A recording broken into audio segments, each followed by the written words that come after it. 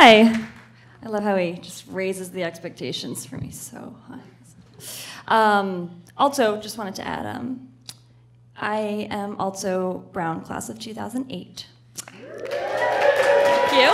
I'm super glad to be back here because I'm going to tell you a site-specific story. And I'm also really glad that I got to follow a murderer because I was really excited in my Brown career here for the administration to think of me as a sexual predator. Which is, we'll get there. But it was really exciting for me because in high school I was just, I was nerdy. I was the brainiac. I was very, I think people thought of me like as asexual, like, sorry. Like for in a, not sexy, like for the high school boy kind of definition of sexy, I was like the antonym, basically.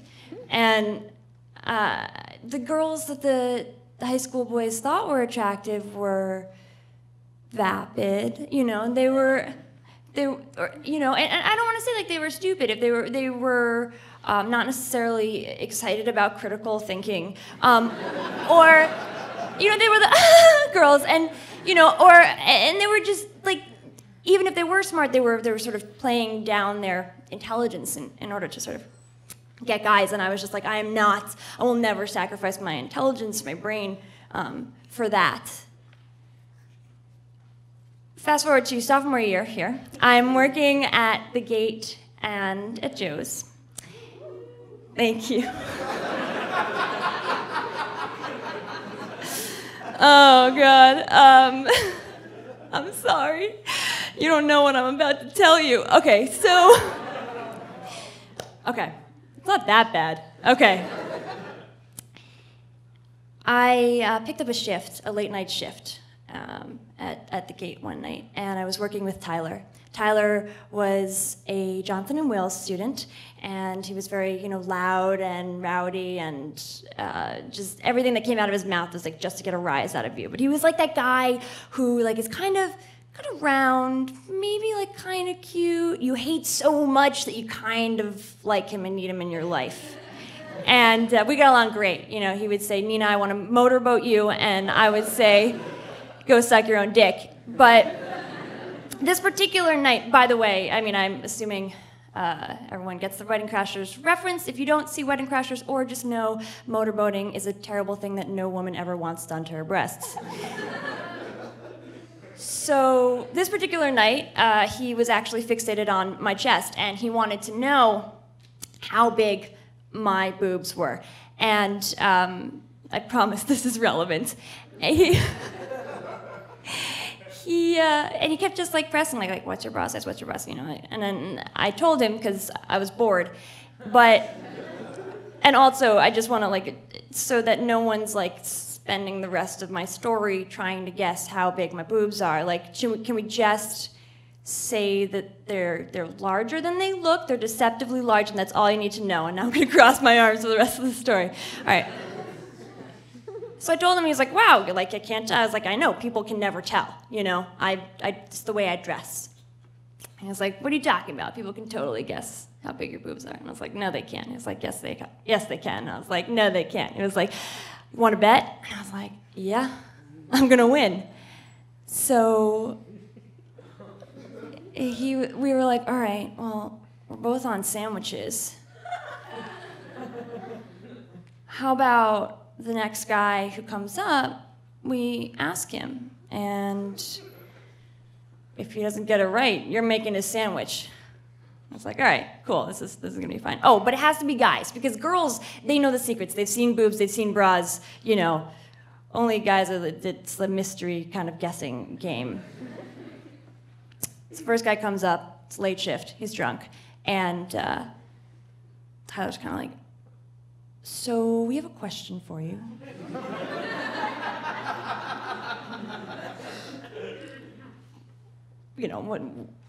Take a guess. And I'm wearing an apron too, so I'm kind of like showing one, the other.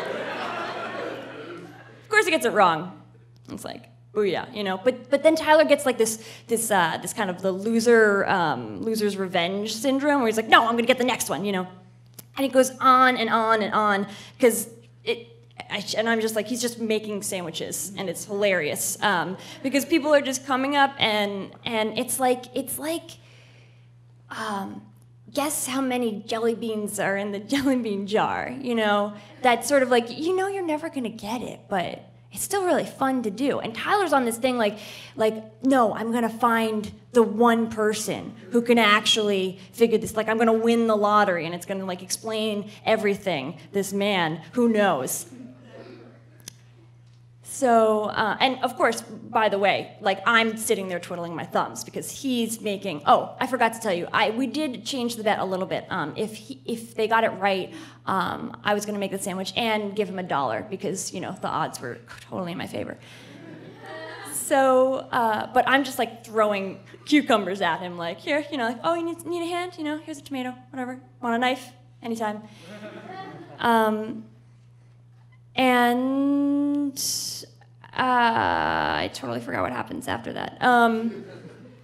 It was an eventful night. Oh, for me, it was just like, we were both kind of like, this is the most amazing time we've ever had at the gate, ever. Like, the night's going by pretty fast.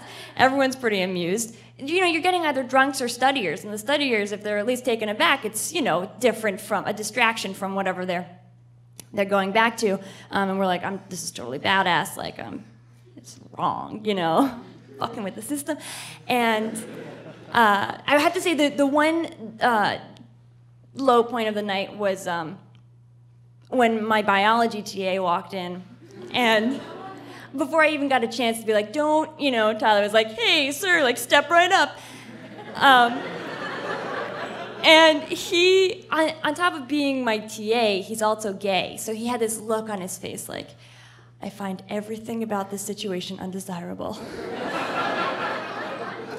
I don't know who made his sandwich next. That was probably pretty awkward. I think he might have gotten a panini. But so after a few days later, I get an email from the manager saying, you can't come in to work. I can't tell you why. But the head of dining services is going to contact you shortly. Like, I know you can't tell me why, but I got to guess. You know, this can only really be one thing. And in those moments, I'm thinking like, fuck. Like I may actually have a record. Like this is a big deal. I did something really wrong, and she's gonna interrogate me. I call Tyler, and I'm like, to try and get the story straight. He doesn't answer his phone. I found out later that he was instantly fired. Okay, so I go in to meet with the dining services head. She's like this blonde, stringy-haired, skinny woman. I hope she's not still here. And it's like only bad cop. Like, there's no good cop in the room. She's just like, were you not working Sunday, October 3rd at the gate? You know? I was like, yeah, I was there. And she's like, you know, were you or were you not on the sandwiches station? It's true. Like, guilty. And she says, did you or did you not ask people to guess the size of your boobs? And I was like, you know, I was focusing on the sandwiches. It's really hard. You make some conversation with the customer. It was really hard to say. Maybe it might have come up. So she's like, I'm gonna investigate this further. Like, go home. I'll contact you. And for a few days, I actually was like, great. There's gonna be like that map where there's the red dots, and there's gonna be one on the Brown University campus. And I'm gonna have to go knocking on the frat kid's door saying, I'm more dangerous than you are. But then an amazing thing happened. She emailed me and she goes, Nina, I'm actually really busy, so we'll pick this up later. Which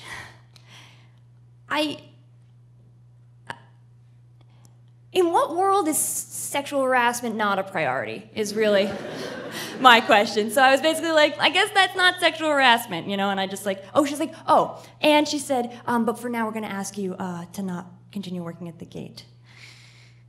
But I'm still swiping meal cards at Joe's. Like I'm not, I could have just, I can just totally reach over that tray and just do something wrong. Like how, hello, you know? And so so I started to figure out, like, this is maybe not a big deal. She emails me like months go by and she's like, oh, you know, Nina, like now I have time, so maybe if you wanna come in, we can talk about this. And I was like, fuck that. And I never emailed her back and nothing ever happened. It was like it never happened. I laid low for the next semester, and then the following fall I applied to work at the gate again and was hired back. Yeah. And I am a great sandwich maker. I just want you guys to know. Totally irrelevant. Now, I was really, you know, excited about this. I felt like, I don't know, like I'd done something that I wouldn't normally do, and I told my shrink on South Main Street, and she's like this like tiny sort of little lady like with dark hair, and she has a shrink voice, but she doesn't have a shrink attitude. She'll be like, fuck that, you know. So she gives her opinion, you know. And I told her, and I was like, I'm so amazing, and I got away with it. And she was like, Nina, why would you let yourself be objectified like that? I was like, object to what? Like, I don't understand what you're saying. And then a couple years went by, and I saw, one day, I'm watching House on Fox. How that's relevant, I don't know. It's a television program. And this doctor asks Amber, a girl who's dating his best friend, or why she's going out with him. And he says, she says, excuse me, all my life I thought that I had to choose between love and respect. And I chose respect. But now I know that I can have both. And it was like, the wind got knocked out of me. I was like, I've been choosing? I can have both? You know, I grew up thinking that if I wanted to have a brain and be determined and be a leader, that meant that I was going to be undesirable, that no one was going to ever look at me that way, you know, that maybe even I wouldn't find love. And I got fed up. I wanted to be looked at that way, you know? And the gate was totally my moment. And I was just like, fucking like, look at me, you know? Don't look at my, like inside my skull, inside my brain. Like I get that you respect me and think I'm amazing, you know? But look, I'm a woman. And the thing is, I got the attention, but I got the negative attention. I asked for the wrong kind. I asked for the kind that I thought everyone else was asking for, which is to be objectified, to get attention, get sexual attention while losing your dignity. And now I know, you know, that I can be respected and be loved at the same time. But it's a weird thing to kind of undo, because I have to actually start thinking of myself as someone who deserves love or admiration, or actually a woman. And it's gonna involve things like letting someone hold the door for me, wearing clothes that like actually fit me and aren't just there to cover me up. I mean, and I have to undo the feeling that, like, I'm paranoid that if I wear high heels out, like I like shoes, but if I wear high heels out, I'm on a short skirt, that people are gonna think I'm stupid.